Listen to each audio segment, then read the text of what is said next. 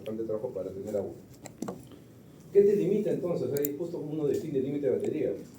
El límite de batería es en esta zona donde voy a captar el agua.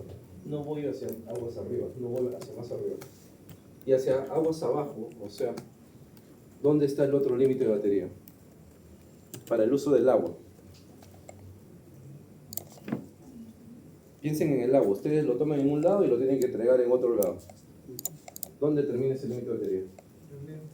En el río. Ok, ahora, ¿en qué condiciones? ¿Solamente lo descargamos a toda velocidad, que haga un forado gigante ahí, o tiene condiciones que uno tiene que entregar? Ya. Entonces ya vamos viendo más cosas. Aparte de los límites de batería, tenemos condiciones que uno tiene para cada punto. Y eso va en cada disciplina. Tema, como ya vimos el proceso en el tema del agua, pero así hay en el tema eléctrico, mecánico y todo lo demás. ¿Sí? Con respecto al límite de batería, ¿solo hace referencia a la localización? O sea, ¿delimitan mi zona de trabajo o también puede ser con respecto a mis criterios de diseño? ¿No? También. Cuanto mejor esté definido un proyecto, y eso es justamente en las primeras etapas, es mejor. Porque ahí ya se enfocan ustedes en lo que quieren hacer. ¿Me avisas? Ok, entonces hemos visto dos documentos ya. Entonces el límite de batería sería el alcance. No, el límite de batería es solamente los límites donde tú vas a describir tu alcance. El alcance es todo lo que tienes que desarrollar. La central hidroeléctrica que produce tanto. El límite de batería es donde fijas solo el punto de inicio y final, digamos. ¿Dónde te vas a conectar? ¿Está bien?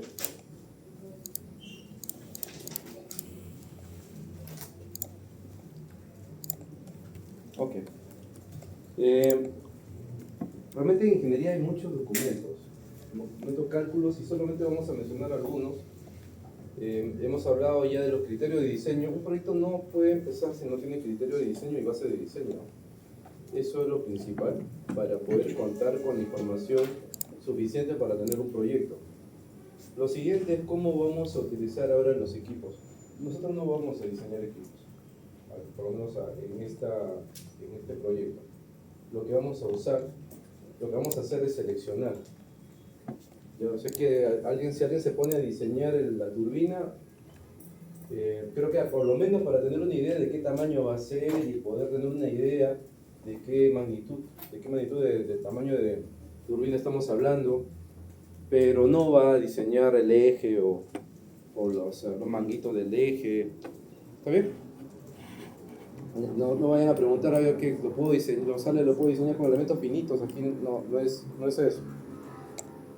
Hay selección de equipos. ¿Y cómo hacemos este tema de selección? ¿Y cómo nos aseguramos que el equipo que vamos a requerir sea justamente el idóneo?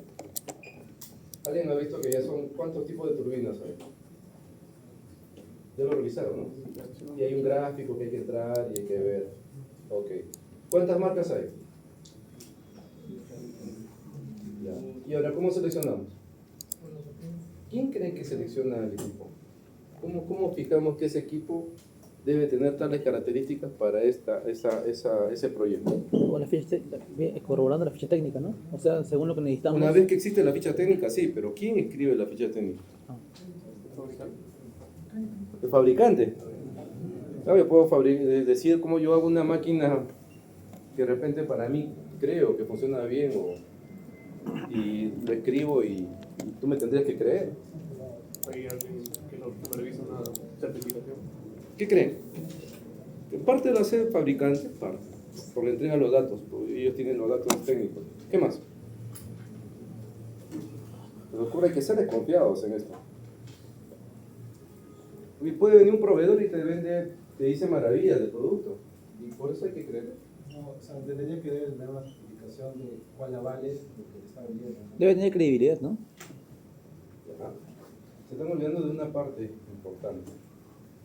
¿Quién es el que hace, qué empresa es la que se encarga de hacer estos diseños? ¿Qué característica tiene la empresa? Nosotros, digamos que somos nosotros, ¿ya? Nosotros somos la empresa que hace este tipo de proyectos. Experiencia. ¿Qué hemos dicho que tenemos nosotros? Experiencia, ¿no? Experiencia. Claro. ¿Cuántos proyectos similares hemos hecho? ¿O más grandes o pequeños? Cientos cientos. Las empresas que tienen esto, tienen esa data, tienen esa información. ¿Qué proyecto les ha ido mal? ¿Qué proyecto les ha ido bien? ¿Con qué componentes? ¿Qué problemas usualmente tienen los componentes del proyecto, las turbinas? ¿Qué problemas tienen? El menor de las fallas, ellos tienen esa información. Y a veces el fabricante no, porque el fabricante depende de dónde le ponen el equipo, ¿no? O sea, puedo ser una marca, pero justo mis proyectos están de repente en un país y no están en otro.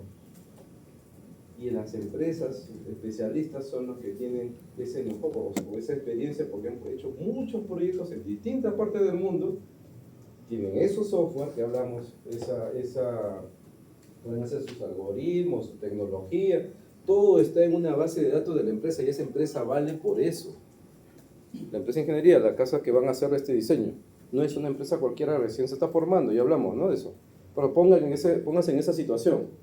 Ustedes son los expertos, tienen toda la información, la base de datos, esos documentos que han visto, ustedes tienen su propio formato con toda la información que tiene que ir, con todas las características que va a asegurar que ese proyecto sea exitoso. No es cualquier empresa. No es que yo me voy a una empresa y agarro, oye, me copio esta especificación que está del otro lado y que creo que funciona porque también lo han hecho en una central hidroeléctrica y ya pues voy a usarla. Eso no es, ¿ya? Entonces, ¿qué tenemos como especificación técnica? ¿Qué es lo que hace esto? Detalla completamente los requisitos puede ser hasta para la fabricación, ¿ya? Y el uso del equipo que se va a describir, especificar para un servicio, proceso, y que debe cumplir, que se cubre toda la información vital y esencial sobre el desarrollo del producto, eso quiere decir fabricación, debe darnos información de su mantenimiento, ¿no? ¿Qué más? ¿Qué más pide cuando vas a comprar un equipo? Imagínense un auto. ¿Qué información más necesitan recibir o tener en el documento? Garantías podría ser, pero en garantías va en un tema de contratos. En especificación no, este es técnico. Pero está bien que pensemos en eso. La garantía va en contratos, ¿no? Todo lo que se le pueda ocurrir en propiedades y características técnicas tiene que estar ahí, salvo las que sean comunes. Y que dice más que con evidencia objetiva, ¿no? De que el producto, proceso o servicio cumplirá con los requisitos funcionales.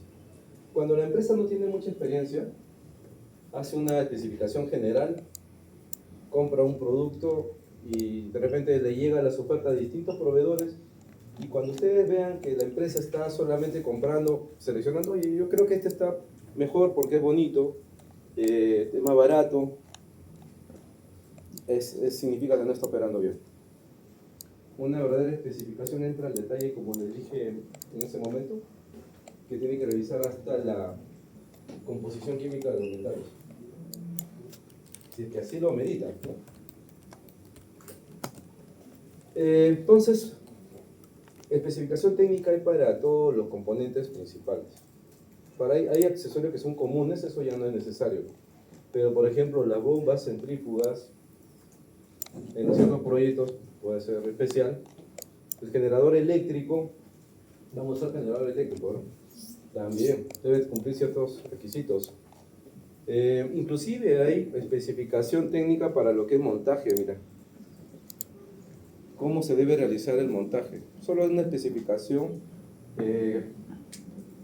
por ejemplo, no sé si ustedes, piensen un momento, si tienen la turbina y tienen el generador, probablemente van a ser grandes, ¿verdad?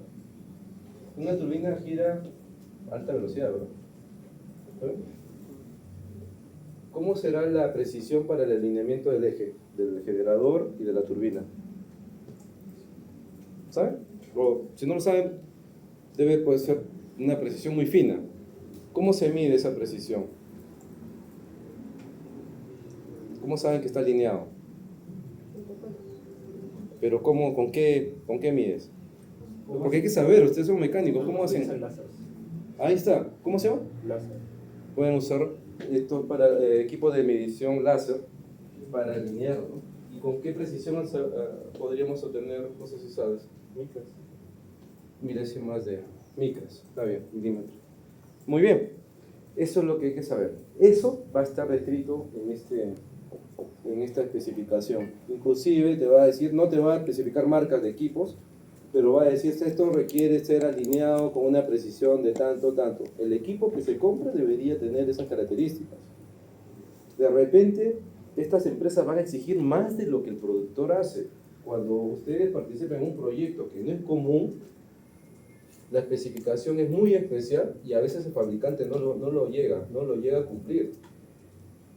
Y les va a ofrecer, les va a enviar la información del equipo y no les va a decir si que no tienen un ingeniero que revise y oye, pero tu equipo no llega a esta precisión. O tus rodamientos, que deberían tener una vida de tanto, tú le has puesto pues uno menor para abaratar el precio. Pero la especificación pide que tenga, no sé, 100.000 horas. ¿Recuerdan eso para la selección de rodamientos?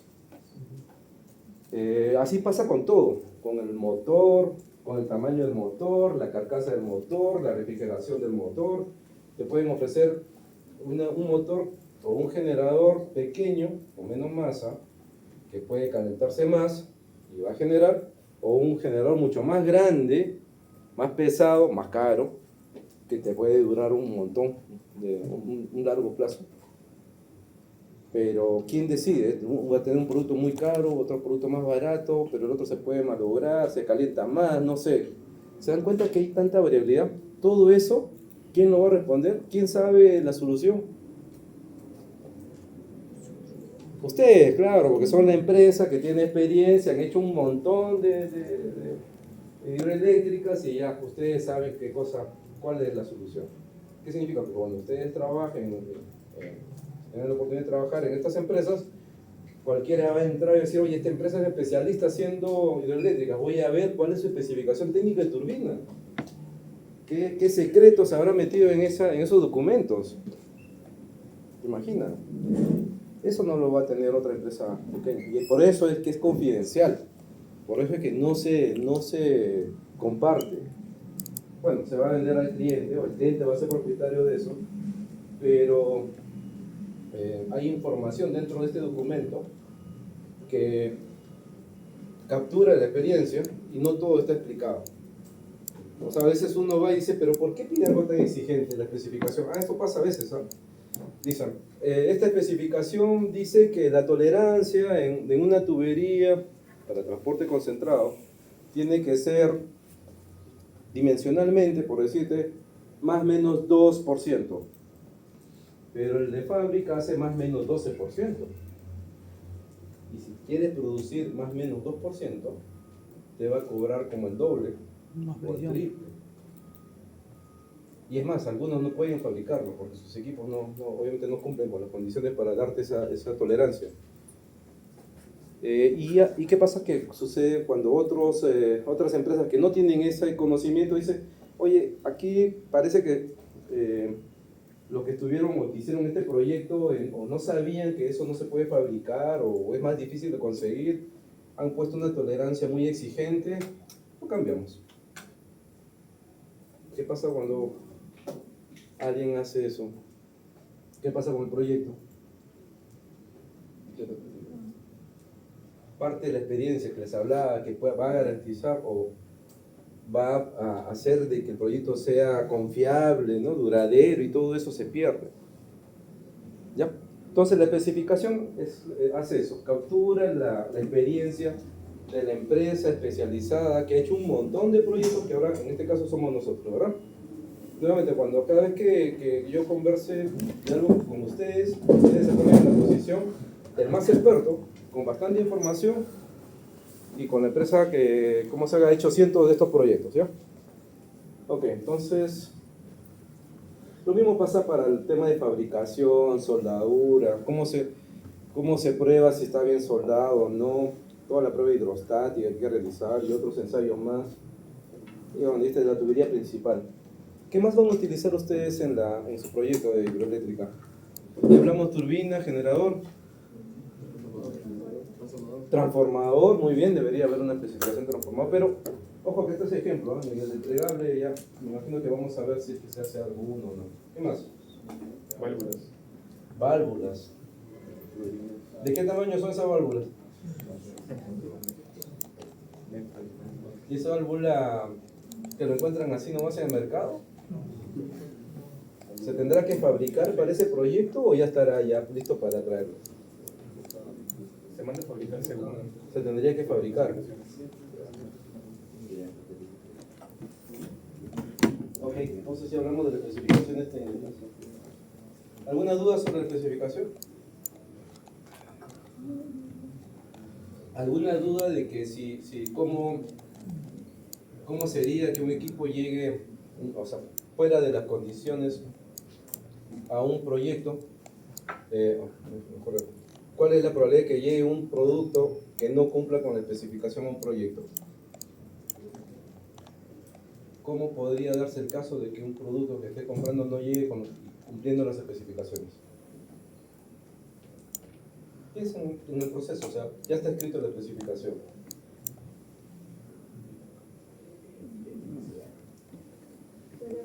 No, el daño puede ser cualquiera. Se puede dañar cuando vaya tanto, puede haber un golpe o algo. Ok, esos son daños, claro, pero eso significa que el producto cumple con la especificación y se dañó en el camino. Ya hay un tema de garantías, que hablamos de eso en contratos. Aquí voy un poco más. Las empresas de ingeniería o de proyectos, cuando compran un equipo, ¿cómo garantizan que que el equipo que vaya por eso cumple con esto? Desde el proceso de fabricación. fabricación. ¿Qué significa que vamos a hacer en el proceso de fabricación? Revisar. Control de calidad. Control de Buen calidad. punto. En aquellos equipos que son muy especiales, vamos a tener un control de calidad presente en la fabricación. Profe, bueno, no solamente es en la fabricación, ¿no? También es en el montaje, cuando ya se está haciendo un supervisor de calidad, También. como pues les explicaba. Sí, pero empecemos por el principio. Estamos adquiriendo, es más, en algunas etapas, en proyectos especiales, vamos a ir inclusive en la elaboración del material con el que se va a hacer el equipo. Y hablamos de las fundiciones, y uno empieza a averiguar qué fundiciones son homologadas. Oye, esta de China no me da confianza, esta sí.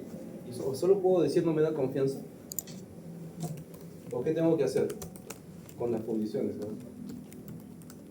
¿Cómo me aseguro que la fundición donde se va a colar de materiales cumple con lo que debería cumplir para alcanzar un equipo de este tipo?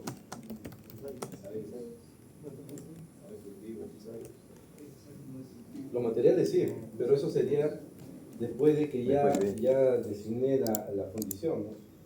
Ya, lo hago más corto. Van a tener gente que va especializada, que va a visitar las fábricas y la va a homologar. Va a decir, esta sí tiene todo, tiene control de temperatura ambiental, tiene tales cosas, no sé, para el producto que va a haber. Si va a haber componentes o elementos en el material que son peligrosos o no, todo eso va. Esta empresa sí cuida, no sé, pues el medio ambiente y hay todo un checklist gigante porque ustedes son los expertos justamente para garantizar que este equipo va a llegar bien. Esa es en la fabricación de los componentes, el montaje. El montaje cuando llega a obra también hay una supervisión. ¿No? Sí. Okay. Eso va escrito en la especificación. Cómo se maneja, cómo se traslada. ¿Se imaginan cómo se traslada? Cuando hablamos de traslado de equipos, ¿qué están pensando? Porque esto va a llegar desde otro país. ¿Cómo se manipula? ¿Qué equipo va a manipular? ¿O cómo se permite el levante de estos equipos a cierta velocidad? Que te lleve acelerómetro de repente en el transporte para que detectar que en el transporte de repente hubo un choque y se captó que podría haber un daño en el equipo y prever antes de que llegue a la obra. Todo eso está acá. Y más cosas que ahorita no me acuerdo, pero que ustedes saben, porque son una empresa que han hecho cientos de proyectos por 100 años. ¿Ya? O sea, imagínense que están ahí. Estos documentos representan eso. Profesor, y cuando una empresa hace, digamos, el diseño de la ingeniería Sí. y otra empresa hace la construcción, cuando se hace la ingeniería, digamos, con un fabricante de equipos se selecciona el equipo, pero el fabricante, digamos, no suele enviar planos hasta que se tiene una orden de compra. ¿Sí? Pero es común que en la parte de ingeniería, de diseño de ingeniería, ya se estén generando órdenes de compra por equipos, o eso se hace recién acabado el Es buen punto. Cuando lleguemos a la parte de ya de construcción o cuando ya empezamos a hablar sobre procura, justo vamos a ver en qué etapa empezamos a hacer esta solicitud. Es un tema de acortar los plazos. Nadie quiere hacer un proyecto tan largo, ¿no? O sea, con muchos estudios y realizar recién la construcción, no sé, pues 20 años después. Todos quieren acortar porque todo eso significa costo. Entonces hay un momento en que se empieza a hacer las compras. Eso vamos a llegar a su punto, ¿eh? Pero es buena la inquietud. ¿Eh? Disculpen. Bueno, la idea de esto es solamente que no me lo puedan leer.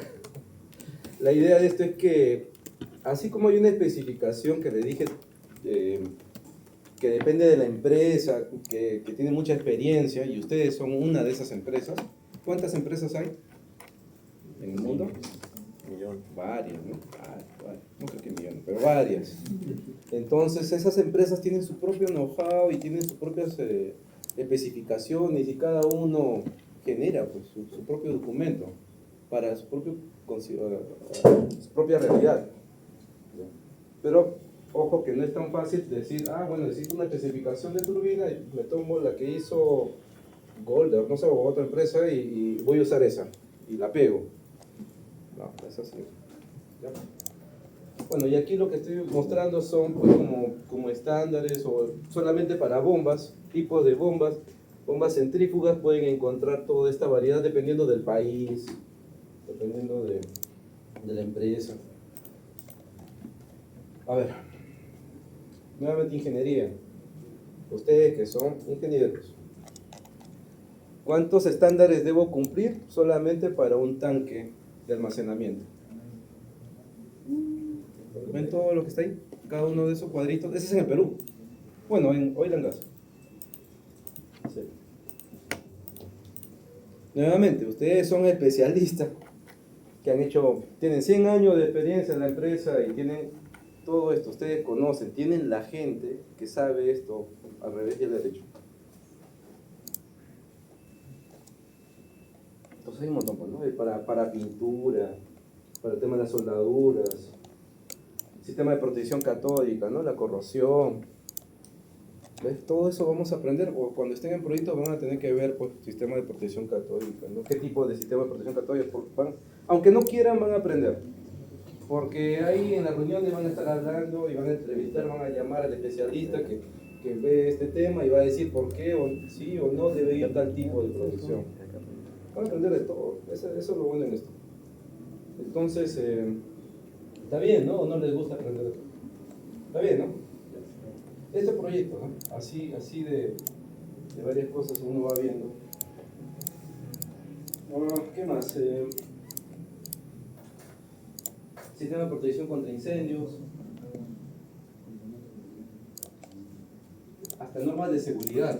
¿Qué pasa cuando alguien tiene que trabajar dentro del tanque? Recuerden que también tiene que su diseño contemplar que van a montar ustedes Sí, equipos mantenimiento, donde, al aire libre, o dónde van a estar, Encapsulado.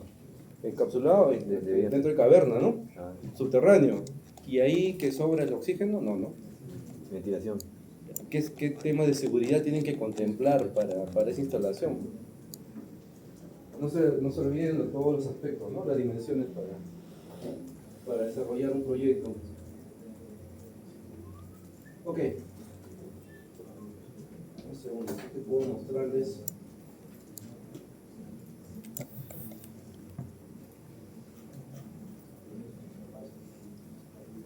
Muy cuidadosamente he tenido que, esto hace tiempo, he tenido que elaborar un documento, como ustedes saben, estos son de propiedad del cliente, pero esto es un documento que se le ha quitado muchas cosas y ha quedado algo más simple, pero para que vean cómo es un documento real, en la industria de, ¿qué es esto? Criterio de diseño mecánico. Si dice de mecánico significa que también hay de las otras disciplinas, ¿verdad? ¿Recuerdan cuál era la definición para el criterio de diseño? ¿Qué cosa teníamos que mostrar? Números, ¿verdad? Los códigos y estándares, ¿recuerdan?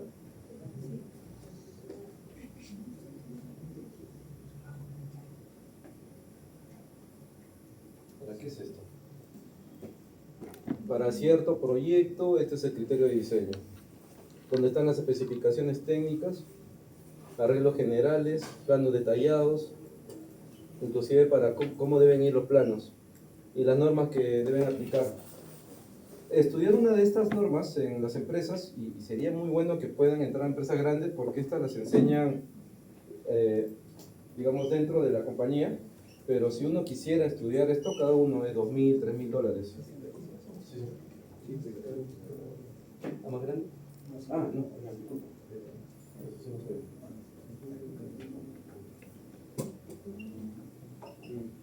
¿Está bien?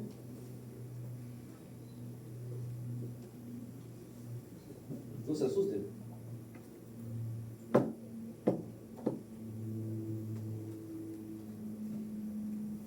¿Vieron el tema hasta de seguridad? ¿Ven, no?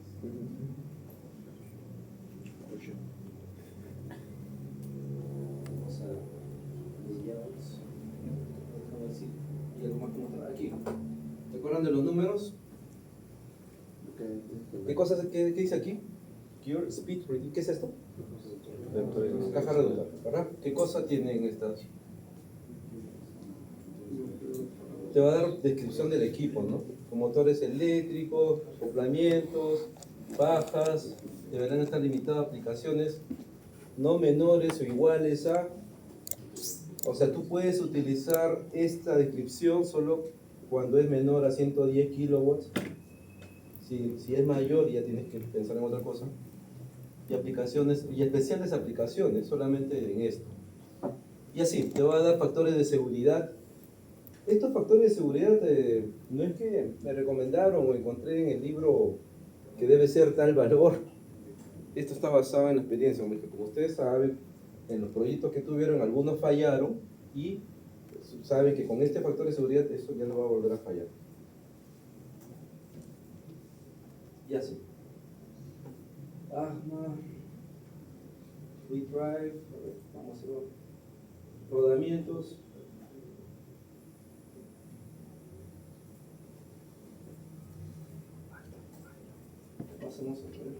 Y así para todos los equipos. Esto es algo general, y como lo dije resumido, realmente esto es mucho más grande y está enfocado al proyecto que se estaba realizando, no está para todos.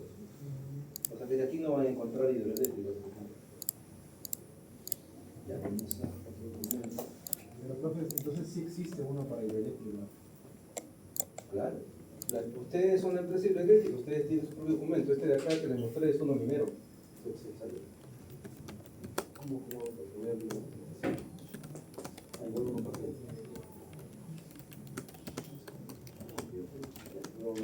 Una vez más. Ok, esto es de la bomba centrífuga de pulpas. Bueno, pasa que lo tengo a la mano, porque trato bastante con ello. ¿Saben lo que es pulpa? Sí.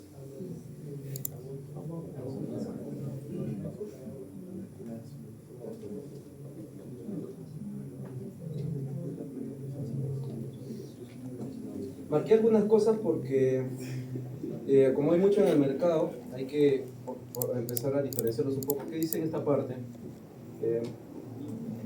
A ver, ¿quién me ayuda? ¿Lo ve? A ver, o deme su opinión. ¿Qué dice ahí? En la parte resaltada. Al menos 25 años, utilización de un factor de 95%. Ya. Pero antes del 95 años dice, ¿aquí?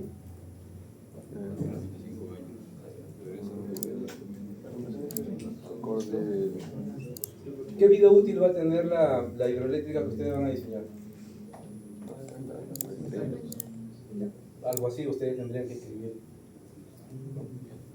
Lo que vayan a comprar, o bien tiene que durar los 50 años, y si es que es algo que no dura, tiene que haber una duración. Y me imagino que ustedes van a tener un factor de utilización. Averigua, ¿no?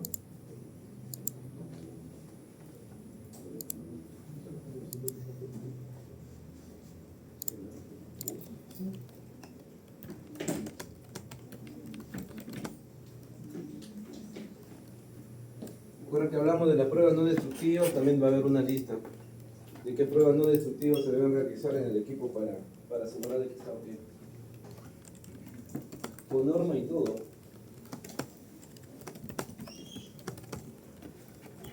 Okay. Una especificación va acompañado de cierta información.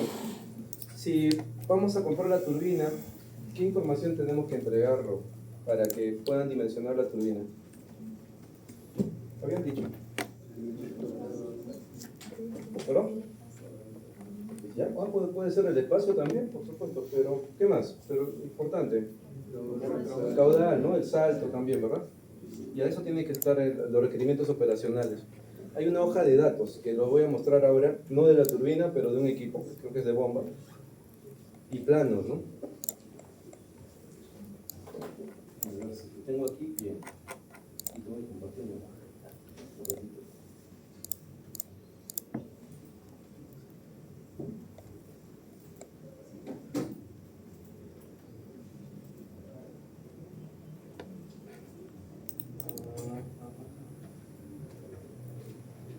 Lo siento, les debo la hoja de datos, ¿ya? En la próxima les voy a colocar la información. Pero la hoja de datos es una descripción a modo de tabla del equipo, donde va a ir la potencia, los componentes, cada componente que tiene va a ir descrito, el material. Por ejemplo, en el caso de la turbina, los álabes, tiene que decir qué material. Y el material va con código, ¿verdad? Son materiales, ¿bajo qué norma? De ese tipo. Cada componente del equipo, los componentes principales están descritos en esa hoja de datos. ¿Cómo va montado? ¿Cuál es su sentido? ¿Por dónde es el ingreso? ¿Por dónde es la salida del fluido, por ejemplo? Disculpe, pero no puse esa información. Y algo que quería, y me he olvidado, hace un momento, lo voy a compartir. A ver, ¿qué es esto aquí?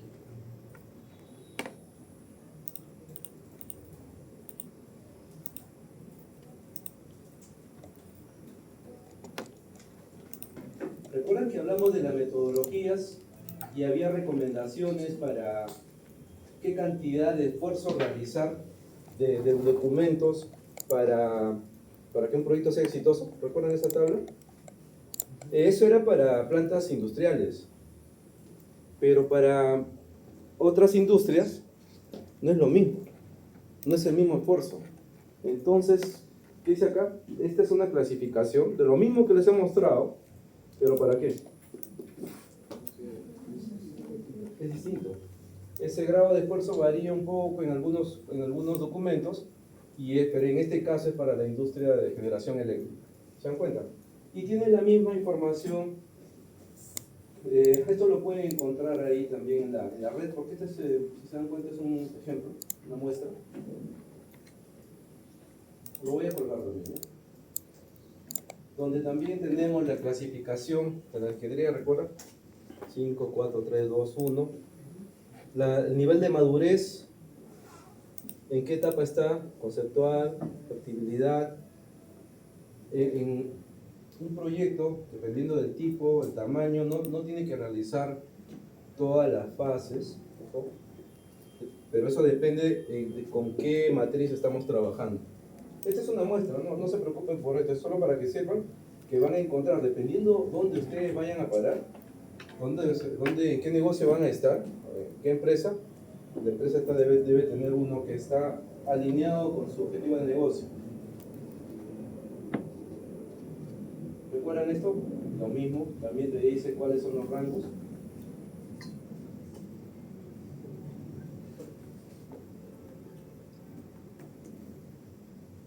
Y aquí están las recomendaciones de qué es lo que uno debe hacer en cada etapa. En clase 5, qué cosa debe hacer. Por ejemplo, para la estimación de costos, o sea, se usa métodos de estimación estocástica. No se hace cotizaciones. Es información de base de datos de la misma empresa.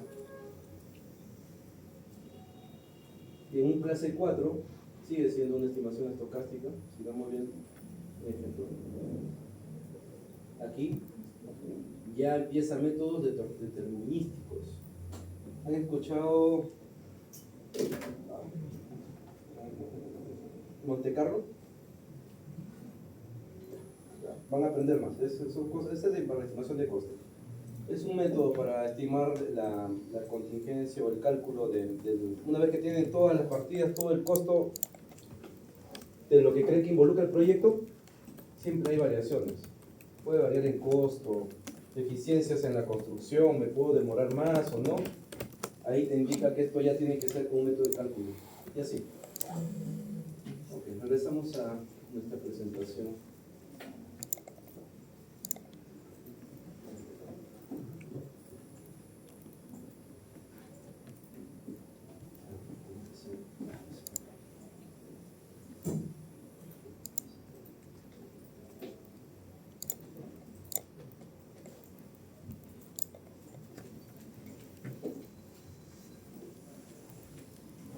Ok, entonces todo el esfuerzo que hemos hecho es para llegar finalmente al CAPEX y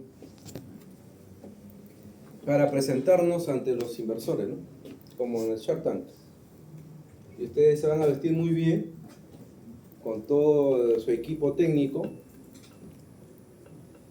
en este grupo y van a presentar esta información para ver cuánto cuesta el proyecto. Cuando hablo de estructura de desglose del proyecto, ¿entienden? Disculpen, es para asegurarme. Un WS. No han visto en proyectos. Es como vamos a estructurar la información. Vamos a separar, vamos a clasificar. Cuando hacemos un proyecto, obviamente van a tener gastos de oficina, administración, hay un gerente, ¿no? Secretario, todo lo demás. Esa es una clasificación, una parte administrativa. Luego habrá una parte ya de proyecto de construcción. Y en construcción, ¿qué cosa va a haber? Costos, así. Realmente hay un montón, así que denme ideas, a ver. ¿Qué cosa hay en construcción como costos? Ya, construcción queda, pero va a haber máquinas, entonces. ¿Qué más? Personal, entonces va a haber una línea de máquinas, otra línea de personal, ¿qué más? Materiales, transporte, fletes, seguros, esos van en costos indirectos. Vayan pensando en eso, hagan un repaso, por eso es importantísimo. Este tema de costos no escapa de cualquier ingeniero, por si acaso, eso sí tienen que saberlo. ¿Qué más?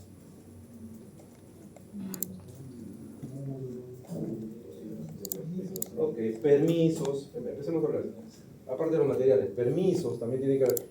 Lo que estamos describiendo va a estar dentro de esta estructura, separado, para justamente identificar este proyecto, cuánto me va a costar en permisos, cuánto va a costar la administración, cuánto la construcción, cuánto la construcción del túnel, cuánto la construcción del sistema de captación, cuánto el de generación. ¿Entienden? ¿Ya? Y al final va a presentar, ¿qué cosa? La suma total. Ya. Pero para esta estimación lo que va a tener también, aparte de lo que ya les mencioné o les adelanté, costos directos. ¿Recuerdan qué son costos directos?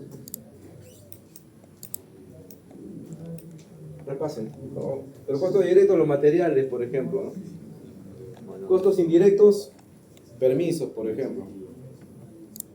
Porque gastos generales es costo indirecto. ¿Qué son los gastos generales? El local, oficina. Ya, muy bien. Energía, limpieza, todas esas cosas, porque eso no va al proyecto, sino se reparte, ¿no? Los costos se reparten, recuerden, costos indirectos. Repasen, ya vean YouTube, vean lo que necesiten, pero estas cosas sí les recomiendo, esto lo tienen que saber para sus vidas. Contingencia, ¿qué es? No, seguros están indirectos. que no están planeados. Vamos a tener una definición, ¿ya? Entonces, ¿qué tiene el CAPEX?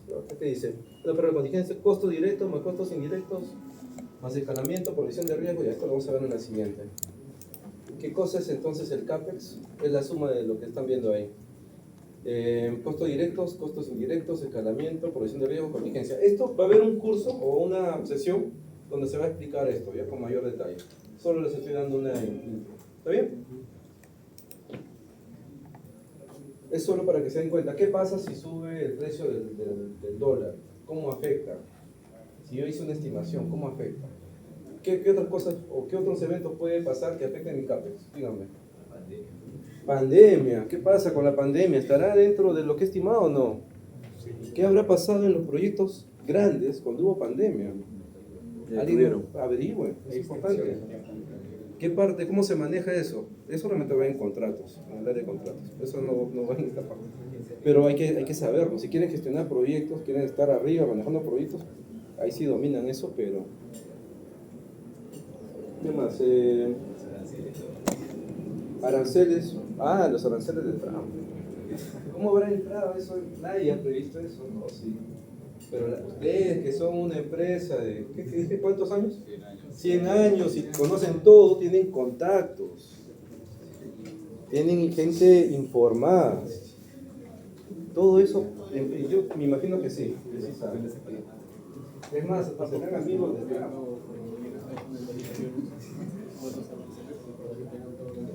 Ok, vamos. Como le dije, es una introducción, no se asusten, todavía no hay, esto va a haber una clase sobre lo que es CAPEX, ¿ya? Solo quiero motivarlos, ¿no? Pero es un documento de ingeniería. La idea de ver esto es que todo lo que hacemos al final es para esto. A los inversionistas no les interesa que ustedes hayan hecho una buena selección del equipo. Bueno, sí, pero al final lo que quieren ver es esto de acá. ¿Cuánto? Y en cuánto tiempo lo van a recuperar, ¿verdad? Eso no está aquí en tal, porque eso es otro, es un análisis financiero. Ok. Hasta ahí estamos, antes de pasar a esta parte. Hemos hablado de documentos de ingeniería. ¿Habían visto esos documentos? Más o menos. Ya. Pero ahora ustedes cuando entren a trabajar, si tengan proyectos, realmente en cualquier caso yo creo, ya van a tener una base de qué tratan, ¿no? Y qué cosa debería haber, cómo se debe gestionar. Esa es la idea, ¿ya? Ahí les estamos ahorrando un tiempo. Para nosotros, bueno, por lo menos en mi caso, yo tuve que aprender esto en trabajo. No hay un curso de esto. ¿Vale? No hay un curso de que te muestre esta es la ingeniería, así se hace, estas son las clases. Uno aprende ahí en el camino. Entonces aquí lo que tienen ustedes es una colección de datos y la aprovechan. ¿Eh? Bien. Vamos entonces a esta parte. Como ingenieros, a ver, pensemos en la parte de nuestro proyecto. Necesitamos hacer estudios de campo, no estudios de ingeniería ahorita. ¿Qué información necesitamos? Ustedes que son mecánicos, a ver. Y ya hablamos de que van a seleccionar la turbina. A eso sí sabemos. Capacidad y todo lo demás, salto del agua. Pero ya tenemos el equipo y vamos a montarlo, ¿verdad? Ustedes deben haber seleccionado el equipo como mecánicos, pero en algún momento se han preocupado dónde va a ir montado. O sea, les invito a que piensen un poquito. Han seleccionado el equipo, pero obviamente tienen que haber pensado que va a estar en una caverna, ¿no? ¿Qué más? Va a estar soportado sobre algo. ¿Y quién le va a resolver ese problema? ¿Sobre qué está soportado? Civiles, ¿ya? Y abajo de la parte civil, porque ese concreto, ¿no? Y abajo de eso, suelo. ¿Y quién les da esa información? Geotecnia, ahí está. A esto va relacionado. A eso, ¿ya? ¿Qué pasa si ese suelo es húmedo? O si encontramos estos ríos subterráneos. ¿Qué pasa si esa agua es ácida? O es alcalina. También van a aprender de eso cuando, así que el que se le interese va a entrar un poco más. A ver, esa es la parte interesante. O tiene metales pesados. Ya. ¿Se dan cuenta que primero, para sacarle de la idea que solo somos mecánicos? ¿Verdad? Eso está claro, ¿no? Ya. Vamos. Entonces nos interesa ahora dónde nos vamos a soportar o dónde vamos a hacer la instalación. Hay unas fotos para motivarlos y inducirlos hacia un camino por dónde va el curso, para que vean qué tan real es, pues, por qué tenemos que hacer esos estudios. Lo que vemos aquí es una presa de relaves de San Marcos, en Brasil, en noviembre de 2015, ¿no? Esa es la foto, en plena selva. En ese mismo mes, noviembre de 2015, ingenieros detectan una fuga en el dique. Y ven aquí, ¿qué está pasando? Está erosionando, ¿no? ¿Quiénes diseñan esto? Los civiles, ¿no? Geotecnia. Tienen que asegurarse de que esto esté bien. Y ese mismo mes, ¿qué pasó? ¿Recuerdan esta foto? Mira cómo está acá. Mira cómo está acá.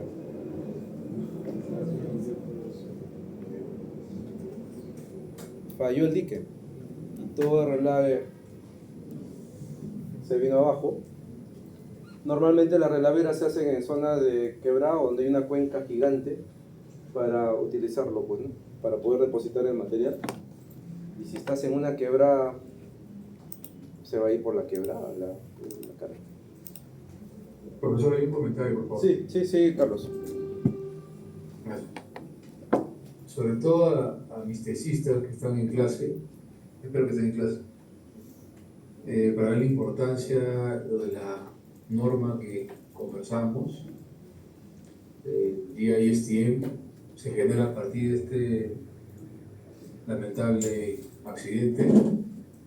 Por ejemplo, ahora, a raíz de incidente, las presas húmedas o depósitos de relaves húmedos están prohibidos en Brasil. Todos están pasando a depósitos de relaves semisecos o secos, o sea, están haciendo deshidratación de relaves a raíz de este evento. El golpe brutal que ha recibido PHP, Vale, que son accionistas de esta mina, así fue brutal. Tienen que pagar una reparación aproximadamente de 4 billones, 5 billones de dólares más o menos al Estado brasileño. Y por las primeras resultados de este incidente ha sido el pésimo control de calidad que ha habido durante la construcción de ese dique. Ojo que hay que tener en cuenta que estos diques se usan comúnmente en toda la industria minera, están empezando a romperse a nivel mundial, ¿ya? No solamente se ha roto en Brasil, ha habido eventos acá en Perú, ha habido eventos en África fuertes, ¿no?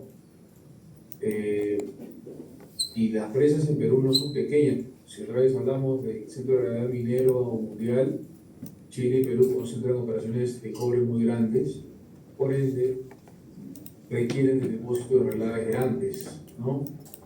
El caso de las Bambas, cuando llega su vida final, el depósito de relaves existente va a llegar a una altura de 290 metros más o menos, ¿no?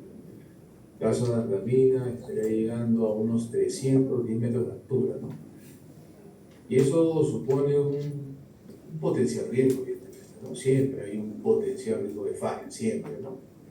Es por eso que las empresas mineras, a través de un consorcio mundial, están abordando técnicas de deshidratación a niveles masivos, ¿no?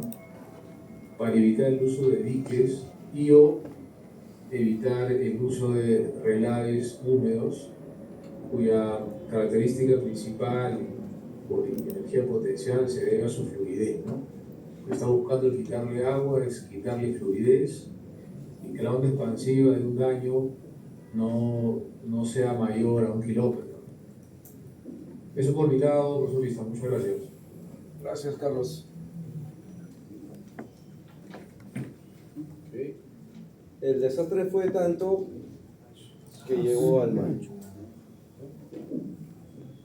Si uno entra al Google y entra por esas fechas que le dije, porque se puede poner, ¿no? en la aplicación el tiempo, retroceden, hagan el ejercicio y van a poder ver cómo el río quedó inundado con relave y cómo sigue hasta ahora, porque el relave ha quedado en la ribera. Ok, vamos. Este es otro lugar, misma falla de dique. Lamentablemente no les puedo mostrar el video. El video fue mostrado o mejor dicho, lo compartieron lo que hicieron el diseño. Hay un tema que al parecer también tiene ahí responsabilidad del usuario. Y en Perú, lo que comentaba el profesor también, viene Caudalosa Chica en junio 2010. ¿Ven aquí? Estos son los camaroncitos del río. Ya fueron. El río Rímac. ¿Alguien han viajado por la carretera central alguna vez? Ya, porque conocer. Van a ver depósitos de relave al costado del río. Y nosotros tomamos esa agua, ¿no? Hay que conocer esas cosas. Ok, entonces empezamos. Hemos hablado que nos interesa conocer entonces el suelo, el subsuelo. Pero cuando decimos conocer, ¿a qué nos referimos? Necesitamos saber su propiedad mecánica. ¿Está bien? ¿Cómo creen que tenemos datos del suelo? ¿Qué hacemos? ¿Deben haber visto eso? ¿Cómo tenemos datos mecánicos de profundidad? Perforaciones, ¿no? ¿Será el único método? Para tener datos muy profundos, sí hacemos las perforaciones. Pero también hay otras ciencias que nos van a ayudar a obtener esa información, por lo menos de su suelo, que eso también lo vamos a ver acá. Entonces, no solo son propiedades mecánicas, también queremos tener información, por ejemplo, en lo que relacionadas a la ciencia básica con física, química, hablamos cómo afecta al material, si podría ser un generador de aguas ácidas o no, ¿recuerdan? Si hay agua ácida en el proyecto donde vamos a trabajar, ¿qué pasaría con la especificación del equipo? ¿Qué diría la especificación? ¿Va a operar dónde? En zonas húmedas, ¿no? Y solamente le tenemos que decir con agua ácida. Estoy haciendo un ejemplo, ¿no? Obviamente no vamos a tener hidroeléctrica, pero ¿qué diría? Deberíamos dar el nivel de pH, y es más, ¿no? De repente la calidad del agua, que es el estudio de un ensayo de laboratorio con todos los componentes, ¿no? Bueno, entonces nos interesa pues realizar estos estudios geológicos. ¿Dónde se aplica? En diversas industrias, casi en todos los proyectos realmente, ¿no? También nos va a permitir una predicción de desastres naturales, terremotos, tsunamis, erupciones volcánicas, bueno, dependiendo de qué suelo nos encontramos. Proyectos cerca a Arequipa. Estoy tratando de adaptar esto con la realidad. ¿Qué pasa en Arequipa? El terreno es volcánico. Y ya tienen el volcán también que está ahí. Las rocas que hay en Arequipa no las van a encontrar así en otros lugares, obviamente, porque es volcánico.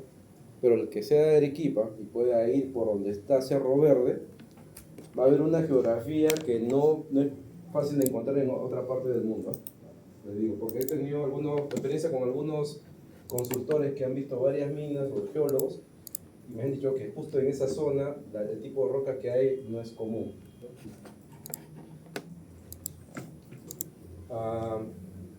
Ok, vamos. ¿Qué es lo que vamos a obtener entonces de estos estudios? Que son perforaciones, ¿ya? Estamos hablando de profundidades.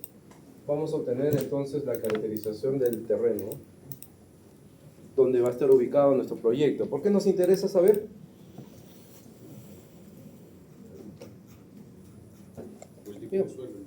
Tipo de suelo, tipo de roca. Lo que van a ver aquí es justamente eso.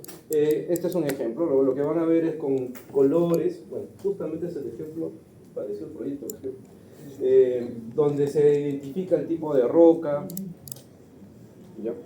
Qué tipo de roca es.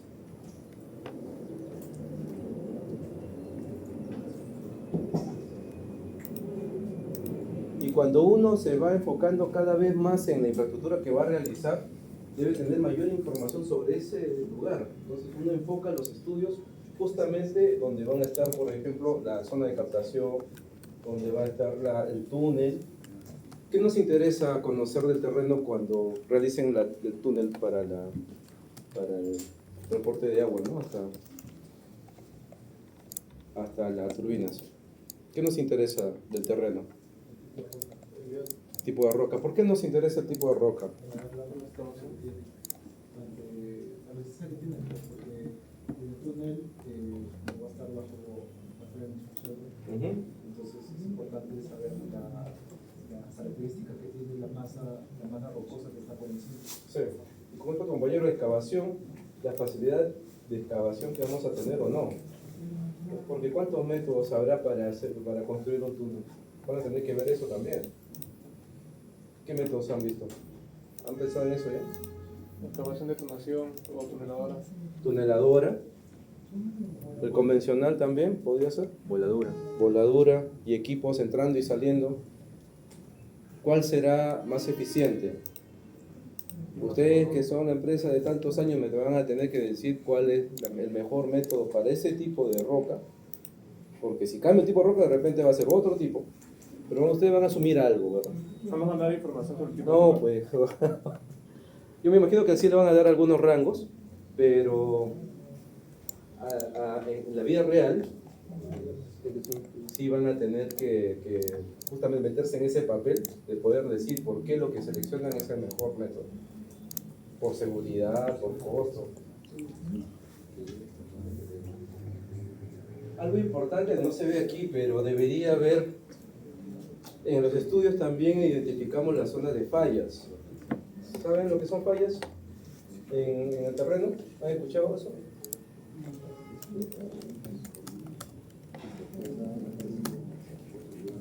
¿Sí? ¿No? Ok, pues producto de eso podría ser, pero más que todo donde probablemente vamos a tener secciones de corte, lo digo, porque va a depender cuál es su magnitud. Secciones de corte en el terreno que va a provocar que sea, si tú no entras, sea inestable. Si tienes un túnel y cruza por una falla, ¿se imaginan qué es lo que puede pasar? Van a tener que averiguar un poco, ¿ya? Que físicamente cómo se ve una falla. ¿Qué pasaría si cruzas una falla?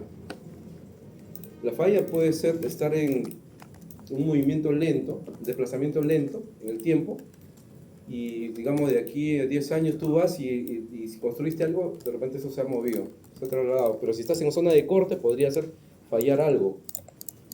Cuando nosotros hacemos, por lo menos en el trabajo donde estoy, hacemos instalaciones de tuberías que cruza los Andes, y tenemos que identificar las fallas porque en el tiempo eso podría cortar la tubería que está emplazada, porque se desplaza el terreno. Puede haber deslizamientos. Entonces, si ustedes hacen un túnel donde hay una falla, en el tiempo podría bloquearse, ¿no? Ya averigüen eso, vean imágenes o videos, Profe, cómo se ven las fallas en caso si no fuera una falla, sino si quisiera hacer otra estructura, digamos otro túnel en paralelo o alguna construcción adicional al costado de una ya existente, ¿hay un análisis que se pueda hacer, digamos, para que no afecte al original? Mira, cuando uno selecciona rutas, imagino que aquí sucede lo mismo, obviamente vas a preferir buscar alternativas que no tengan, porque no cruces fallas. Primero eso, ¿verdad? Pero si es inevitable por algún motivo, hay diseños para eso. hay diseño que uno puede hacer. O no fallas en estructuras ya hechas, digamos, hay justo un túnel al costado, una carretera, un puente, un río por debajo. ¿Me conviene pasar por esas zonas? Es un tema de riesgo. O sea, a ver, en proyectos lo que haces es la evaluación del riesgo. Si no tienes otra forma, evalúas el riesgo y tomas una medida. ¿Cómo vas a manejar ese riesgo? ¿Cómo vas a controlar ese riesgo? Puede ser una solución cara. Hay proyectos, recuerdo que de tren subterráneo, creo que no recuerdo el nombre del proyecto, pero que es un tren submarino con túnel, no sé si es el de Francia e Inglaterra, pero hablan justamente de una zona de falla y cómo solucionaron eso. Pero obviamente es más caro. Entonces se convierte en una sección, un cruce especial, caro. Siempre vas a encontrar una solución, pero hay un riesgo. O sea, le digo porque, ¿dónde van a encontrar esa información entonces, el tema de fallas? ¿Dónde? La experiencia. En los estudios geológicos.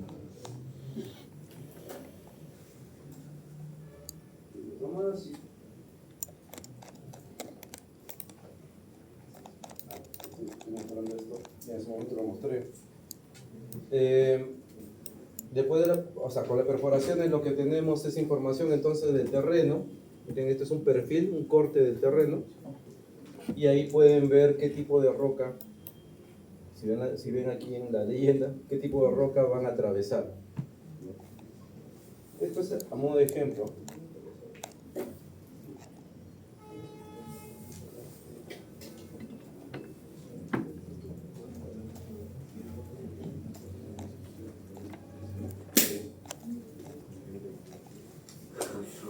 Luego tenemos los otros estudios. Si bien ya hablamos de la información subterránea, lo que necesitamos es tener a veces información de la corteza solamente, de la superficie.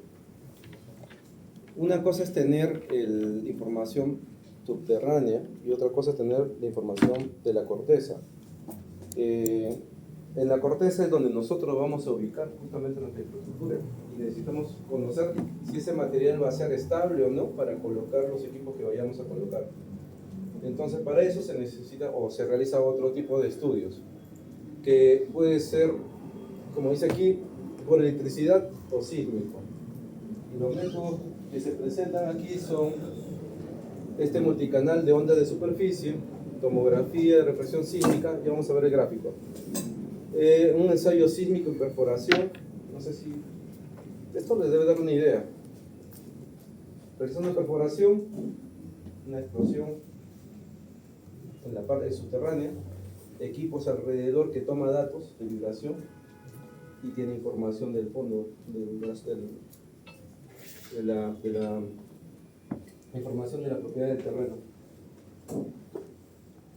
Tomografía de resistividad eléctrica, ya lo vamos a ver, y ensayo de penetración con conocimiento. Hay unas imágenes que nos va a ayudar. Esto es también conocimiento general, no se lo tienen que aprender de memoria. Entiendan que esto es estudio que les va a servir para obtener datos para nuestra ingeniería. Entonces ustedes van a tener empresas socias que les van a proveer estos estudios, van a ir a campo y van a realizar estos trabajos.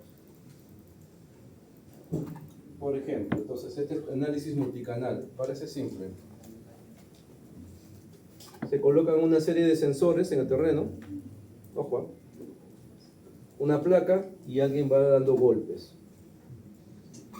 Las vibraciones se captan y esto a través de un software nos va a dar cierta información del terreno. A cierta profundidad nada más. Por eso estamos hablando de la parte de la corteza terrestre. Por aquí podríamos identificar algunos vacíos, probablemente algún indicio de alguna falla, pero solamente indicios. Con la tomografía eléctrica, ¿cómo creen que se hace esto? Satélite. Tomografía eléctrica. Como pueden mandar rayos desde satélite. Ondas. Ya, se pone, unas barras y se manda tensión eléctrica, pues, y se ve la conductividad del terreno. Es un equipo simple también. y obtenemos estas imágenes y esto nos podría ayudar para ver la resistividad eléctrica del terreno. Si ustedes colocan un equipo o una torre, bueno, cualquier equipo realmente, y quieren colocar línea tierra, ¿saben qué es línea tierra, no? Entonces van a ver si este terreno es adecuado o no, y si no, van a buscar un lugar que sea propicio.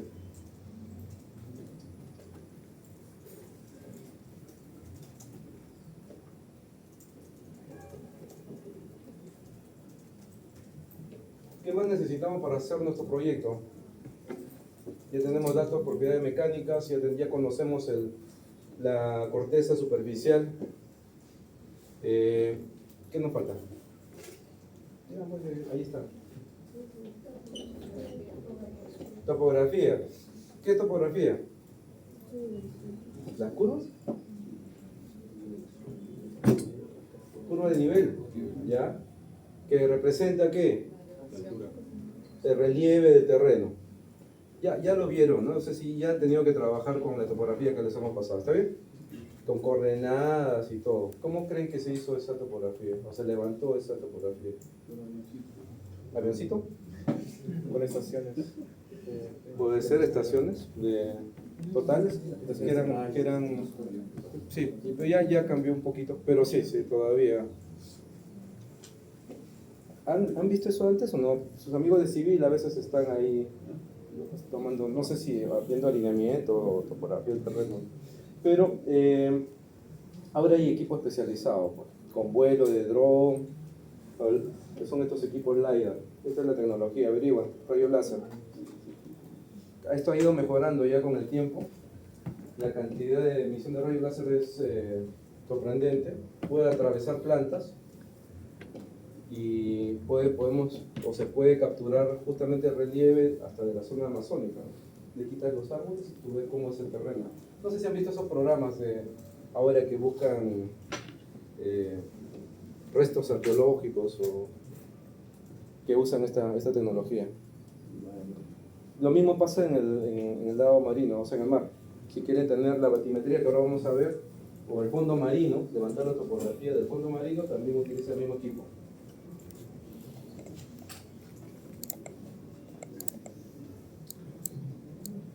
A todo esto se le llama geomática, que es la ciencia aplicada a la colección, integración, gestión y análisis de la información geoespacial. Suena bonito. ¿Qué tan importante les parece esto de la topografía y los datos? ¿Se imaginan ustedes lo poderoso que puede ser? Vamos a ver, no sé, ¿cómo creen que esto podría ser una gran herramienta? Aparte que nos va a dar el relieve del terreno, pero esto de aquí.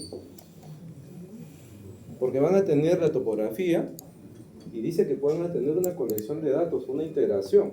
O sea, ¿qué pasa si en esa topografía yo puedo colocar, aquí hay ciertas fallas en el programa, aquí hay fallas, aquí hay una estructura o hay un pueblo, una casa, ¿qué más? Por aquí pasa un ducto de gas, es un ejemplo, por aquí está un río, toda esa información coleccionada dentro de este software, que uno va haciendo un proyecto y te va haciendo unos análisis de riesgo también, porque qué tan cerca está pasando de poblaciones, de ríos, de fallas. Esta área es bien, ahora está ganando, bueno, desde hace tiempo, pero ahora con los software que hay, está ganando bastante interés porque esto ve integridad de infraestructuras. Integridad es asegurarse de que el sistema que he diseñado funciona, opera correctamente y prevenir problemas.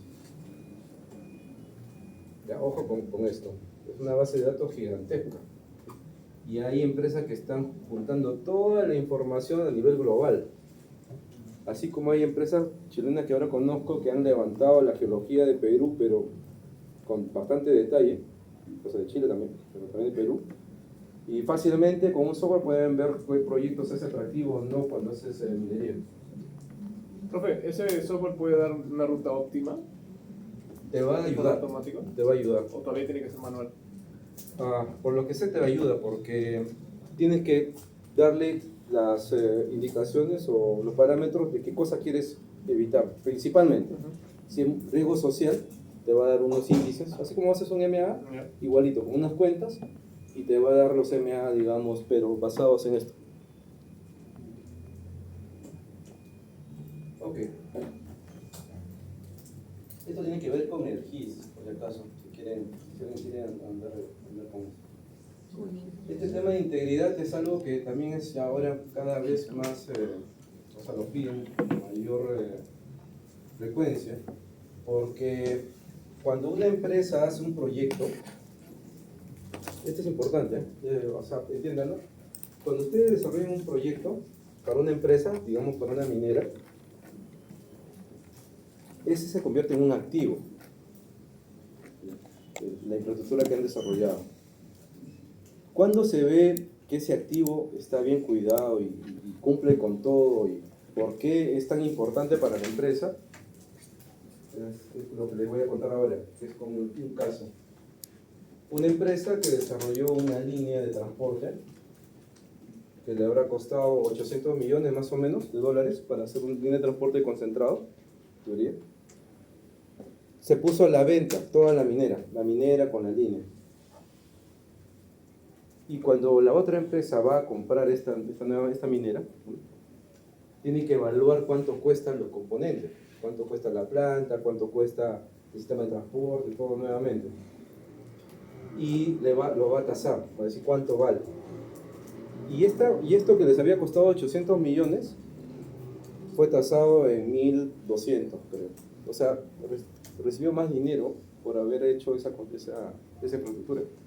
Al vender la mina, sobre ese componente que tenía un buen diseño, estaba bien controlado, tenía toda la información, toda la trazabilidad, tiene un valor, eso no se debe perder. Cuando ustedes diseñan algo de estos proyectos grandes, esos datos que les estoy hablando aquí, que se capturan en este tipo de software, no se deben perder, porque se pierde, ya no hay forma de cómo corroborar si es que se pone en venta, para decir, oye, esto fue diseñado bajo estas condiciones, y esta es mi trazabilidad. Aquí puedes encontrar hasta dónde está el último cordón de soldadura que hice, quién lo hizo, en qué momento se hizo, con qué tubería se compró, y si hay una falla, ya sé, oye, por si acaso ha fallado aquí, lo hizo este señor en soldadura, y hay que ver las otras soldaduras que ha hecho, o falló el material de la tubería, entonces veamos cuál es el lote de fabricación, de qué fundición. Recuerden que hablamos que ustedes son la empresa que conoce todo eso. El dossier de calidad. El dossier de calidad. Dossier de calidad, pero eso está acá. Ese es un área también interesante, tema de software, manejo de información, así que da miedo, y ahora con inteligencia artificial, o sea, ¿verdad? ¿Ya he pensado que vamos a tener trabajo todavía? Ok, tema del LiDAR. Ya vieron, ¿no? El avioncito con el equipo de rayo láser. ¿Está bien? En principio, manda emite rayo láser, recibe, y el software lo analiza, y como les decía, puede atravesar plantas y bueno, detecta el relieve de terreno. ¿Qué podemos hacer? Satelitalmente también pueden hacer lo mismo, identifican fallas en el terreno. Normalmente se ven así como líneas, ¿eh? En un documento ya de emisión para estudio, van a ver que las fallas se representan con líneas de esta forma. Significa que hay zonas de corte. Pues uno preferiría no entrar por ahí.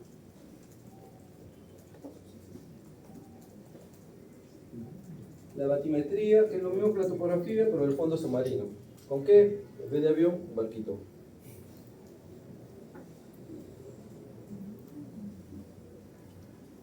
Y bueno, llegamos a los estudios geotécnicos, ahora sí, lo que estaban hablando, pero ahora vamos a entrar a diferenciarlo. El tema del estudio geotécnico tiene que ver con las cargas que va a generar el terreno. Y este terreno, bueno, hay una interacción entre el terreno y la construcción de lo que vamos a desarrollar, o lo que vamos a construir. ¿Cómo interactúa el terreno con nuestra sala de máquinas, con el sistema de captación? Terreno y el túnel. ¿no? El terreno como cimiento, el terreno como cimiento, o sea, donde vamos a colocar la infraestructura, ¿no? Sobre este terreno vamos a colocar las estructuras que vamos a diseñar. El terreno como productor de cargas. Cuando realicen el túnel, por el método que vayan a hacerlo, que nos van a recomendar a nosotros, van a tener que colocar ese material en algún lado. Entonces ese material va a generar una carga sobre algún terreno que van a colocar.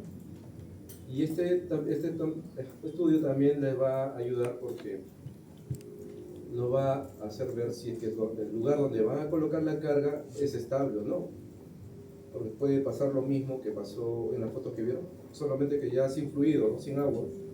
El terreno mismo puede ceder. No sé si vieron, hace un tiempo salió una falla del terreno, un deslizamiento en una mina en China, con todos los equipos moviéndose. Como popular el terreno como propia estructura, diseño de taludes.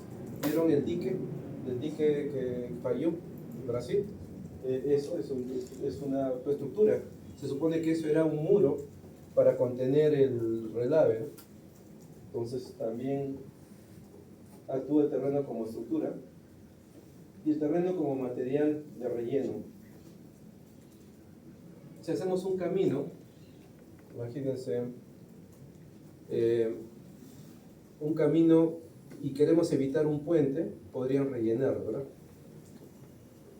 ¿Se imaginan eso? A utilizar el material como relleno. En partes que están profundas, hondas, rellenamos material para tener piso y continuar con un camino. A eso se llaman rellenos. Y yo creo que eso es. ¿Alguna duda? ¿O algo más que quieran? Estudios hidrológicos. Un ratito, quiero ver qué más hay. Ok. Los estudios hidrológicos relacionados al estudio de aguas superficiales, sus características,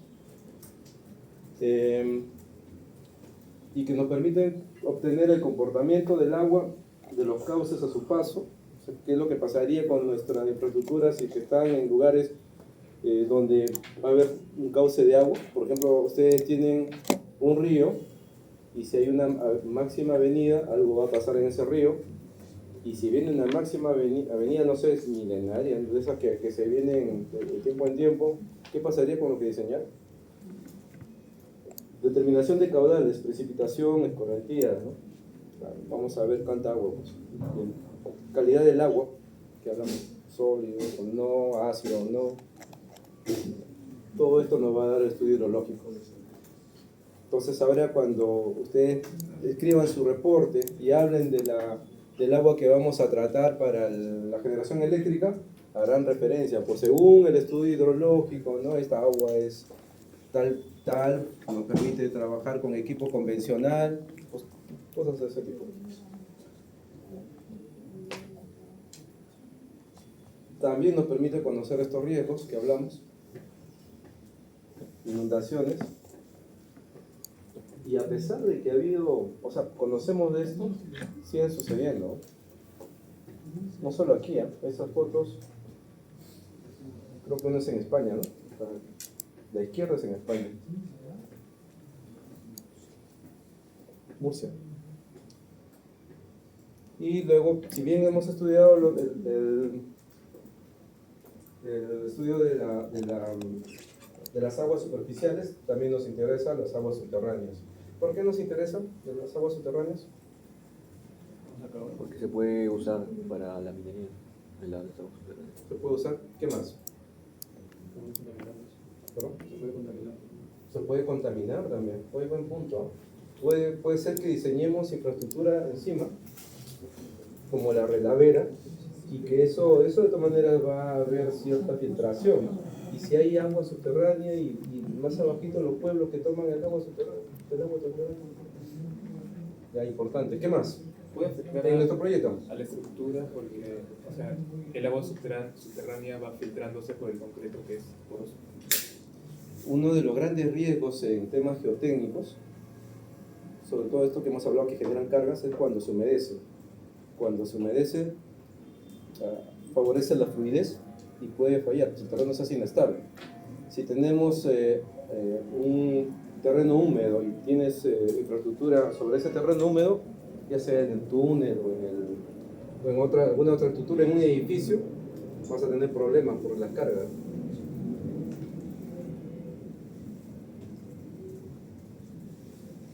¿Cómo estudiamos este tema de hidrogeología? ¿Cómo obtenemos información? Ya habíamos hablado de geología. ¿Cómo se obtiene información o cómo se realizan estos estudios hidrogeológicos? Si para el terreno, para la geología, hacemos perforaciones. Por cierto, para geología hacemos perforaciones. ¿Qué? Pero solamente perforamos. ¿Qué hacemos con...? ¿Por qué perforamos? ¿Tan fuerte? Para las muestras, ¿verdad? Obtenemos muestras y esas muestras son las que se llevan al laboratorio y se analizan. Para el caso de hidrogeología, entonces, ¿qué pasa? Lo mismo, se obtienen muestras de agua y se hace lo mismo en el laboratorio. Y hay otros métodos más donde se hacen pozos y se chequea el nivel del agua y qué tanto sube y baja. No sé si han hecho alguna vez o cuando tengan que hacer un pozo para extracción de agua, van a ver que se requiere conocer cuál es el nivel freático de agua, qué tan esponjoso, digamos, es el terreno para recuperar el agua. Todos esos datos están en estos estudios. ¿Quién lo hace?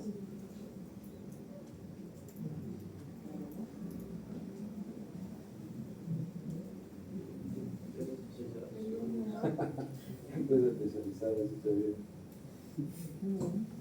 Ya. Tema sobre todo al lado civil, los laboratorios. Aquí no hay una sola carrera, todo se complementa.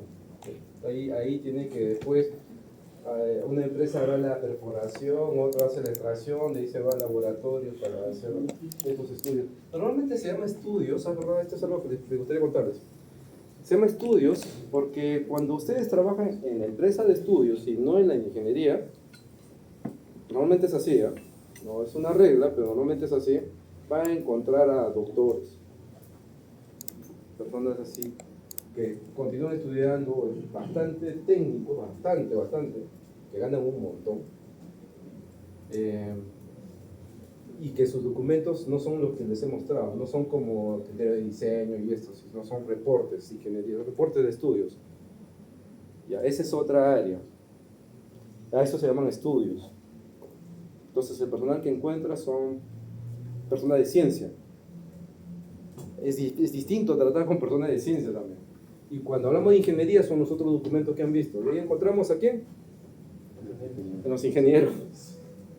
Ya. Si hay alguna duda de eso, después o pregúntame, me dicen. Justo tuve la suerte de trabajar en dos empresas donde uno puede ver claramente la diferencia y la cultura en estas empresas es distinto. Los de ciencias difícilmente te van a decir cuándo van a acabar algo. Para ellos no hay tema de cronogramas. Necesito estudiar, estoy haciendo el modelo geológico de tal cosa. No sé, se presentó otro tema más por ahí que tengo que agregarlo al estudio que estoy haciendo. O tengo que hablar con el otro doctor para ver qué opina sobre tal cosa. Muy interesante. En cambio, el tema de ingeniería es al revés. La ingeniería tiene que hacerlo rápido. Mira, no me importa, dame un valor con el que tengo que diseñar, no sé, pues, el caudal de agua. No, que todavía aquí estas mediciones no se ven bien, o que probablemente las condiciones del clima están variando y esto va a hacer que cierta probabilidad va a subir un poco más. Los de ciencia te van a decir eso. Y el de proyecto no se llevan bien. El de proyecto va a querer darme un valor y yo con eso trabajo. Y el otro no va a querer tampoco darle un valor porque está su nombre y hay cierta responsabilidad. ¿Quién asume eso? Bienvenidos a la realidad, así pasa. Entonces de repente hay ingeniería, se ponen de acuerdo en esta empresa que tiene mucha experiencia, así como tiene mucha experiencia, muchos doctores también, tienen muchos abogados. Gracias. A veces algunas frases, aquí tenemos más abogados que ingenieros. Estoy hablando de la empresa, no en la ya. Minería subterránea, estudios hidrogeológicos, minería subterránea. Ejemplo, puse esto para acordarme de qué quería hablarles. Mina, no sé si es San Rafael, no es San Rafael, ya se me fue, San Ignacio Morococha creo. Problemas en el terreno con mucha humedad, porque está en la selva, en la Merced creo. Muchísima humedad y tienen que profundizar. Les estoy hablando algo de 20, 25 años atrás. Mina subterránea, selva arriba, en la corteza, bastante agua filtrada. Uno entraba a las galerías y parecía que llovía, o sea, encontraba con bastante agua. Y el proyecto, diseñar sistemas de bombeo, de extracción de agua, ¿no? ¿Para qué? Para que permitan seguir excavando y seguir profundizando. Soluciones, hacer eso. Y otra solución fue, algo interesante, refrigerar y congelar el agua y trabajar en condiciones, bueno, con ciertos aditivos, recuerdo, para evitar, o sea, que se congele el agua en la superficie de la caverna y que puedan seguir profundizando con los equipos. ¿Ya? Y esto lo ven en, bueno, los estudios. Perforaciones.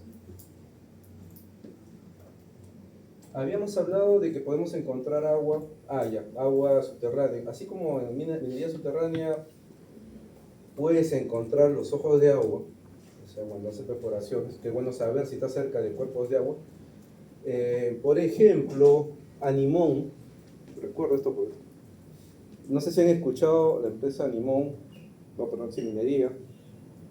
En cierto momento la laguna que estaba ahí arriba, no sé qué hicieron. Bueno, la cosa es que las galerías estaban muy cerca de la base de la laguna y la laguna al final se terminó metiendo a toda la mina, dentro de la mina. Y en Animón entiendo que está conectado con, no me acuerdo la otra minera. Son dos mineras que comparten galerías. Guarón, ¿no? Y ocurrió pues un desastre. Fallecieron, tenían varios equipos. Bueno, el tema de los equipos perdidos, pues, en el fondo. Pero personas que conozco y que relataron cómo vivieron para tener que salir, o sea, cómo vivieron esa situación y tuvieron que salir, es terrible porque en la desesperación se olvidan de los procedimientos, se olvidan. Recuerden que en minería tienen que usar las lámparas, ¿no? Esa que tienen en la cabeza, se perdían las lámparas, se apagaban, todos son eléctricos y se mojaban también, a pesar que eran, justamente tenían esta protección para que no se dañen con el agua, pero esta agua me parece, no sé si es ácida, pero con el tiempo se dañaron y no sirvió. Entonces es importante reconocer estas estructuras. Si te encuentras con ojos de agua en una perforación, puede ser tan crítico que tengas que sacar todos los equipos y la gente, porque no sabes de qué tamaño puede ser ese ojo de agua. O sea, ojo de agua me refiero a un flujo, pero puede ser que dentro haya una caverna más grande con agua, y que tú lo abres y se descarga. Eso sucede. Eso les quería comentar. Bueno, y los túneles que están relacionados a eso. Y eso es. Comentarios, preguntas, complementos. Una consulta. En las casas de estudios donde usted ha trabajado, un ingeniero mecánico, ¿en qué área estaría? Ya. Ya, vamos a la respuesta simple. En la disciplina mecánica. Ya, mecánica, piping. Mecánico ve selección más de equipos, piping, diseño de tuberías. No, pero en estudio de campo. En estudio de campo. Claro, usted dijo que No, en estudio de campo difícilmente. Ahora voy a la respuesta más. Cuando salgan y rompan esta creencia, ustedes van a hacer lo que quieran ser. ¿A qué voy? Es lo que me dijeron. Conozco ya varias personas muy buenas que hacen otra cosa. Conozco a un ingeniero mecánico que ve temas civiles ahora en la empresa donde estoy y es el más buscado. Bueno, es alemán también. Ve mecánico, pero conoce de civil harto. Bueno, y también pues gerente de proyecto. O sea, al final, esa es la respuesta final. Ustedes van a hacer lo que quieran hacer.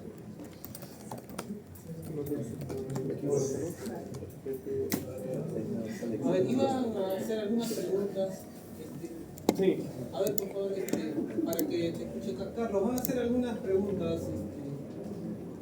¿Ok? Profe, ¿me escucha? Acércate mejor acá.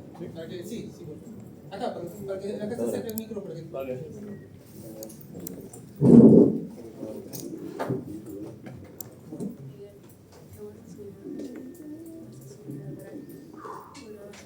Sí, no sube. Ya, profe, en el PDF que nos dio de los parámetros de diseño, las ubicaciones que menciona captación Saint-Gobain 3, también descarga Saint-Gobain 3, captación Saint-Gobain 4, lo que hemos localizado es en realidad que la captación de Saint-Gobain 3, la que está más arriba, es de Saint-Gobain 2, y donde dice captación de Saint-Gobain 4 es la construcción de justamente la captación de Saint-Gobain 3. Sí. Entonces nuestra duda era si es que Saint-Gobain 4 que vamos a hacer en el proyecto iba a estar en medio o realmente era un error de los parámetros de diseño y iba a estar más abajo. A ver, el 3 o el 2, en la realidad, no impide que hagamos caso académico, por favor. Consideremos las condiciones que están en el documento PDF que se ha compartido. Lo que ven en la realidad es otra cosa, pero lo que el caso académico que estamos desarrollando es lo que está en el PDF, por favor. Hay bastante información acerca de cotas de elevación, acerca de coordenadas. Van a tener que utilizar, hay información redundante, alguna información que va a salir como que no cuadran, magnitudes. Lo importante es, y los supuestos que asuman, porque cada grupo va a asumir supuestos, la idea es que tengamos varios tipos de proyectos, varias potencias, no uno. La idea justamente es dar muchos datos para que los diferentes grupos o los grupos no puedan hacer uno. O sea, no es que todos puedan tener las mismas consideraciones. No sé si me dejo entender. La idea es tener un bagaje de proyectos, que cada uno tenga una consideración especial, dentro evidentemente de los datos que se ha dado. Si evidentemente la salida o el caudal de la central eléctrica que está aguas arriba llega a un punto, ese punto está definido como en la posta de regulación, ahí tiene que estar la posta de regulación. No el centroide, ¿no? Pero sí la posta de regulación, eso tiene que alimentar directamente la posta de regulación. Entonces ya tienes prácticamente definido la posta de regulación, ¿no? Carlos, Pero mira, cada grupo toma los parámetros que corresponda para tener un bagaje ahí de opciones, ¿sí? A ver, explico por acá con una. Es una cuestión de texto, a ver. Sí, estas coordenadas que... Resáltala ya. No, solamente esa. Ya, ahí está. Esa. Esa captación Saint-Gobain 3 nos lleva a la captación de Saint-Gobain 2. Y esta zona donde dice captación de Saint-Gobain 4 nos lleva a la captación de Saint-Gobain 3. Entonces, si tomamos esta ubicación para nuestro proyecto, estaría casi a la par con Saint-Gobain 3. O sea, yo entiendo que el borde está en coordenadas para los dos lados. O sea, esta coordenada me pertenece no a la captación teórica de Saint-Gobain 4, sino a la que está físicamente construyéndose la del 3. Así no se escuchó, discúlpame. Que es donde se está construyendo la captación del 3. O sea, el alumno dice esto, Carlos, mira, que estas coordenadas, estoy resaltándolas ahorita, que son de Saint-Gobain 3. Y estas que estoy resaltando ahora 2. son de Saint-Gobain 2. A ver, ¿de dónde sale que son esas coordenadas de Saint-Gobain 2 a Saint-Gobain 3? Es lo que hemos buscado y nos sale en el mapa. ¿A dónde va con que hay una comparación con otras coordenadas? Que no sería lo que dice el texto. O sea, estaríamos cruzando la central Saint-Gobain 4 estaría antes de Saint-Gobain 3. O sea, cuando ustedes han reemplazado esas coordenadas en la topografía, sale de Saint-Gobain 4 antes que Saint-Gobain 3. En Google Earth. Ajá, en Google Earth. ¿Perdón? Sí, dice que sí. O sea, creo que todos han hecho eso, ¿no? Ya, todos los alumnos están manifestando eso. Que las coordenadas de Sangabán 3 son las de Sangabán los dos. y las de Sangabán 4 vendría a ser la del 3. ya vendrían a ser las de 3. Si colocamos justo la captación donde dice Sangabán 4 en el parámetro de diseño, estaríamos traslapando con Sangabán 3. Pero voy a chequear porque no debe ser ese error. Ya, Voy a chequear. Definitivamente, no debe ser error. ya, ahora, para cerrar una... Está en parámetros de diseño. Va a revisarlo, ¿no? No debería haber parámetros error. de diseño, en vez de parámetros de diseño. Tiene que ser el primero. Se anula el entrada, ¿no? Solo hay altitud. No, pero está viendo, Carlos, estoy compartiendo, bueno, estaba compartiendo esto, mira. No sé si llegas a ver la pantalla. Ajá, esto, las coordenadas de 3 y las coordenadas acá de 4. Este es el error que ellos manifiestan. Ahora, lo otro para... Hasta ahorita lo que es el error. Aún no tiene el error todavía. Ya, me dicen esto, yo les entiendo esto, que estas coordenadas, cuando las han buscado, pertenecen a Sangabán 2. La captación Sangabán 2. Ya. Estas, las que están resaltadas, ahorita las he resaltado, pertenecen a Sangabán 2. Y estas que estoy resaltando ahora mismo, Sangabán 3. de Sangabán 3. Ya, pero ¿contra qué lo están midiendo que pertenece a Sangabán 3? No entiendo. Con el Google. Buscándolo en Google, ¿no? En el momento de colocar la ubicación. O sea, esa zona de captación que dice Sangabán 4 es previo a la construcción que se está haciendo de Sangabán 3. A ver, ahí está el tema.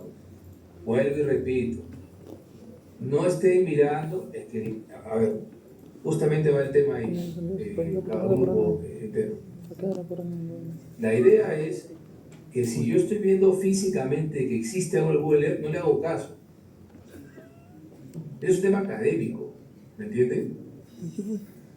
Si está coincidiendo académicamente la del 4 con el 3 en la realidad, no interesa.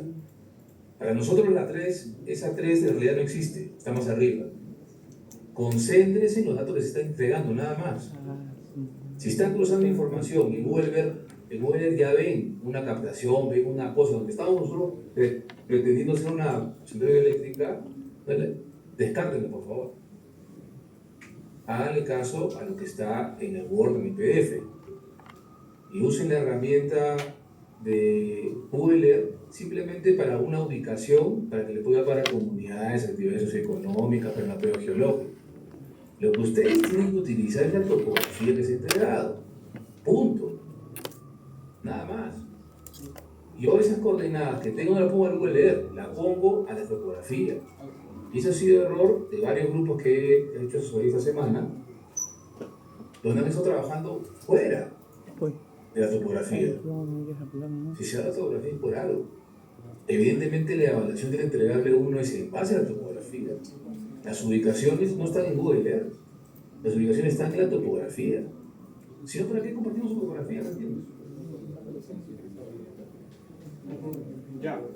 Ya, está claro, creo, para todos. Ahora, el entregable 2, atentos, el entregable 2, miren, se pide cálculo de dimensionamiento, de bocatoma, desarenadores y reservorio de la regulación. Eso es del 60% de la norma. Y planos básicos, 40%, planos de planta, de corte, sección. ¿No?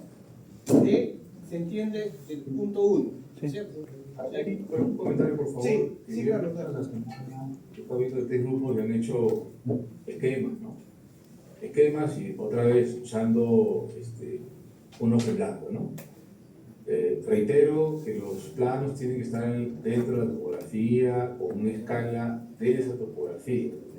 Se tiene que identificar, muchos han estado utilizando el Civil 3D, que me parece bien justamente para ver cortes cuando insertemos esas infraestructuras, ¿ya? Y el último punto que menciona seguridad, diseño, operatividad, mantenimiento y cierre, tiene que tener en cuenta cómo vamos a operar ese desarenador, por dónde irían las camionetas, por dónde iría el operador, por dónde iría, cómo haríamos el mantenimiento de lo que estamos hablando, qué tipo de energía deberíamos usar, qué energía backup deberíamos tener, cómo vamos a hacer el barraje, ¿no? cómo vamos a hacer la zona de protección ribereña para la fosa de regulación. Todo ese tipo de cosas deberían estar incluidos dentro de este entregable. Creo que hay un par de semanas, por el fin de semana.